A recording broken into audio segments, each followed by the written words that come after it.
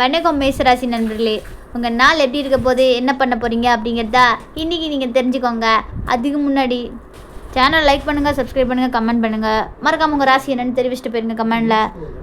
மேச ராசிக்கு இன்னைக்கு பொதுவான பலன் விரிவாக பார்த்தோம் அப்படின்னா, இன்றைய நிதி நிலைமை மிகவும் திருப்திகரமாக இருக்கும்.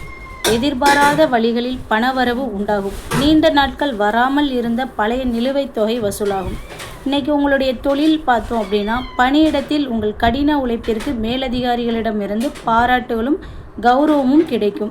கூட்டு வியாபாரத்தில் புதிய முயற்சிகளை தொடங்கலாம். எனினும் கொடுக்கல் வாங்கல் கணக்குகளில் வெளிப்படைத்தன்மை அவசியம்.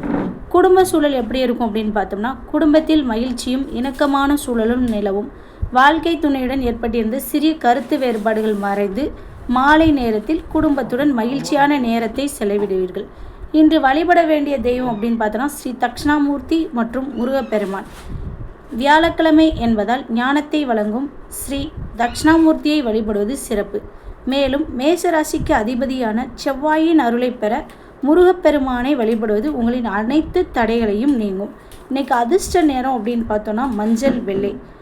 இன்றைய தினம் மன அமைதியும் நேர்மறை அதிர்வுகளையும் தரக்கூடிய மஞ்சள் மற்றும் வெள்ளை நிற ஆடைகளை அணிவது அல்லது பயன்படுத்துவது உங்களுக்கு மிகுந்த யோகத்தை தரும்.